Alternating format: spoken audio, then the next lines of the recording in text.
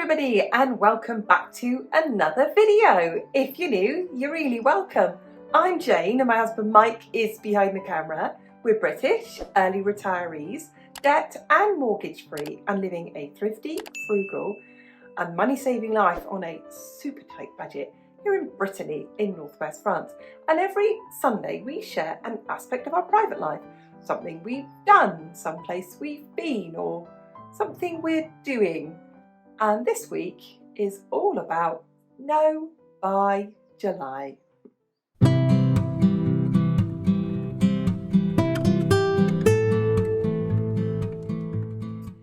Let's start by telling you about our No by July. In July, we pay our bills, we put fuel in the car, we buy things that we have to buy like fuel for our lawnmower. We will spend our usual €400 at the supermarket. That's for all our food, drink, toiletries, cleaning products, absolutely everything. Buy the dog food, pay our bills, put money into our sinking funds and our savings as normal. But we won't buy anything else. So we won't buy anything in any charity shops. We won't go to any garage sales. We call them vide greniers. We won't be going out for coffee. We wouldn't go out and eat, not that we do very often anyway. In fact, we do so rarely, very, very rarely. We won't be buying anything online and we won't be buying anything major at all within this month. Anything major that we need will not be purchased this month. This is a month where we only buy what we absolutely need. So that's what our No Spend July is for us.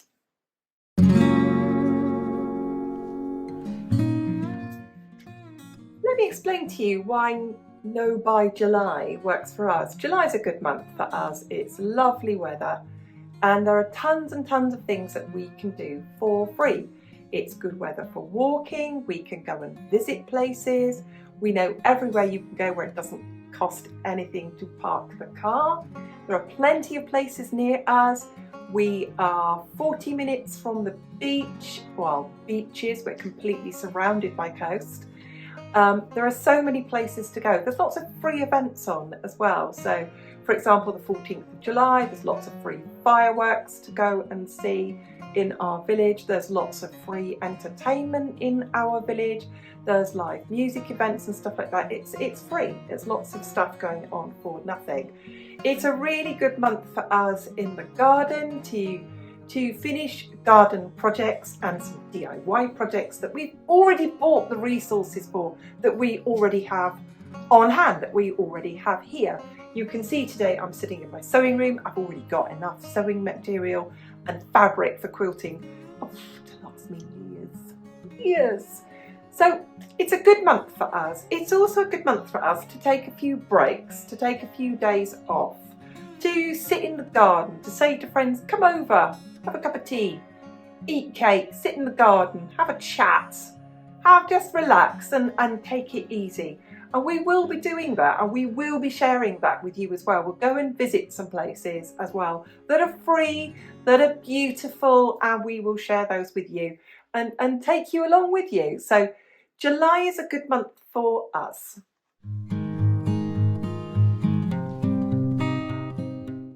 Let's talk about making it work, shall we? Let's talk about setting our own boundaries. Now, as we've shared with you, we know what we are going to buy and what we are not going to buy. But yours might be different. It's up to you to set your own boundaries. Maybe you're somebody who likes to pick up a coffee on a regular basis. Maybe that's something you decide you're not going to buy in July. Maybe you're somebody who likes to get takeouts or eat out and you decide that's what you're not going to buy. Maybe you're somebody who loves dipping in and out of charity shops or thrift stores or garage sales and saying to yourself, this month I'm not going to buy that. Now I know some of you will be watching this going, well, July's not suitable for me. If July's not your month, pick another month. And then you can do it the way you want to do it and make your own boundaries. But you can set your own rules. One of the things you can see, I'm sitting in my sewing room, this means a lot to me, and I go to a local craft group and it costs €5 to go. So what I've done is I've kept back discretionary money, my kind of pocket money if you call it that. We take €50 each a month as a discretionary spending for personally to do whatever we want with. So I've kept some of that back from previous months, and I've always got a little bit of money in my wallet, in my pocket, in my purse, in my account that I can take with me, and that is an exception to the rule because I don't want to miss that. And you might have something like that. You might think to yourself, well, I'm going to have no buy July, but every Friday I meet with a bunch of ladies and we have a cup of coffee and a cake. And that is something that you budget for every single week, and you put your money aside for that, and that is important to you. So set your own boundaries. They're your rules, they're not my rules. My rules are mine and your rules are yours. So set your own boundaries.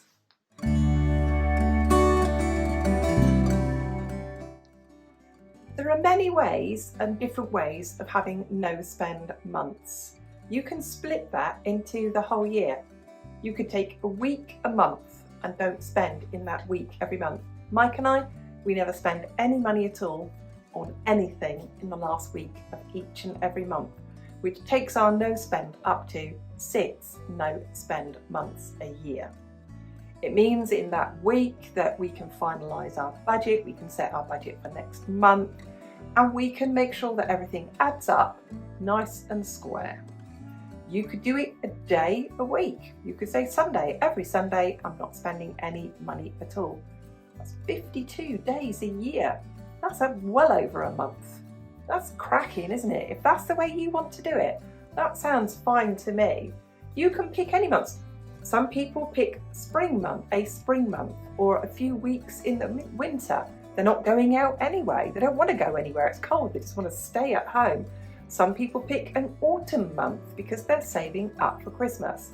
So think of all the different ways that you could do this.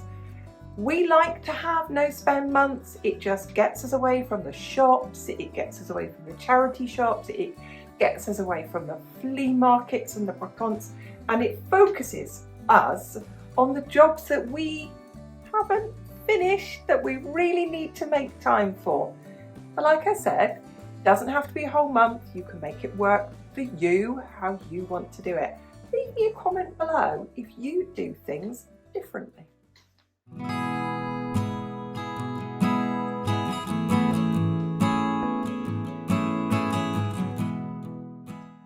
We now want to share with you, because Sunday's all about what we do, what we are going to be doing in this No Buy July. We've got lots and lots of unfinished projects. One thing I'm going to be doing in July is I've got loads and loads of scrap fabric that I want to get used up, and I want to make a scrappy quilt. You can see how I'm going to make that and the start of it, and I'm even going to put the link to the tutorial of how to make that quilt. We've got a big garden, we've got lots of projects to do in the garden. We've got a water source, a big pond, and naturally a spring-filled pond that needs a good clean out. We've got a basement under here, under this very room, that needs a good clean out. We've got a barn that needs some cleaning out to do. We have lots and lots of stuff to take to the déchetterie, to the recycling centre, to the tip. We have got a busy month. We've also promised ourselves some picnics and some days out and trips out, and you'll see those later on in the month. So we hope that you enjoyed this little bit that we put in the video now of the little projects that we're going to be doing this month.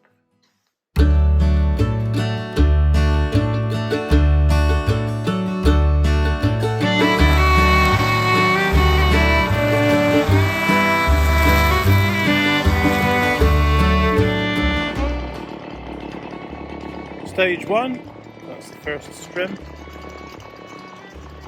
how much further up the jet evacuation.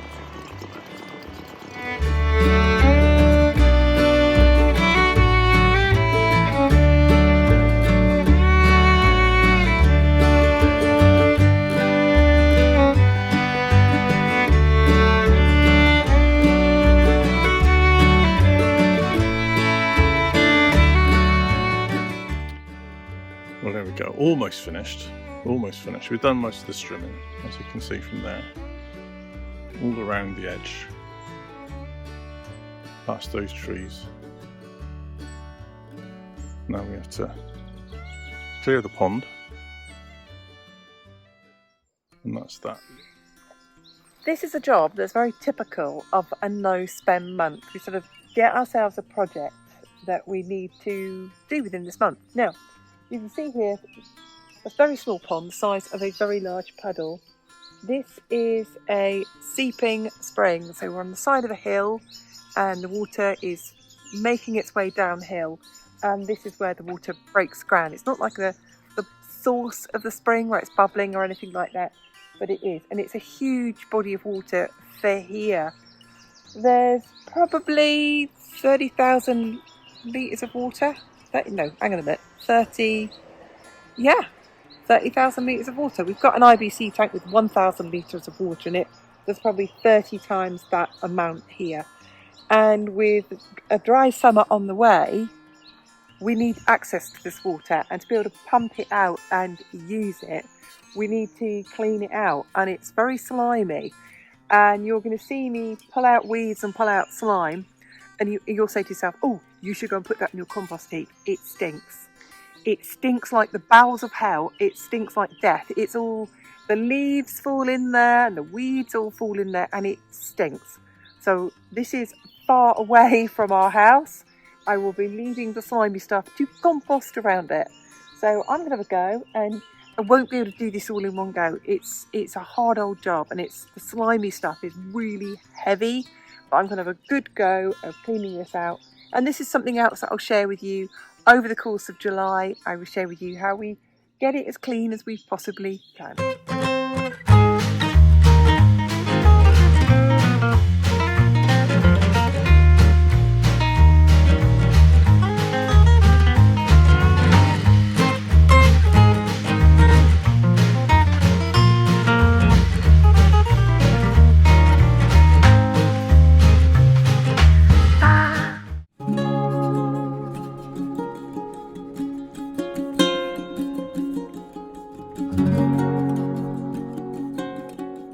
I thought I would share something that you may or may not find interesting. As a quilt maker, people ask me, how do I make quilts so quickly? How do I make a quilt each month, for example? And something that I stick to now is that I make all the first stages first. So the first stage of my quilt block is sewing together 6 2.5-inch strips that are 16 inches long, and I'm going to make a 7x7 quilt, 7 foot by 7 foot quilt, and I will need 49 of these. So I won't do anything else until I've got 49 of these done first, and when that's done, the first part of the quilt, the first things first, the rest of the quilt comes together really quickly.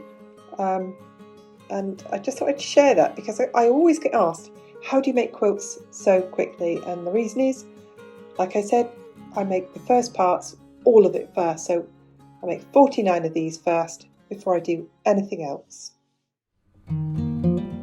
Let's talk about ifs and buts.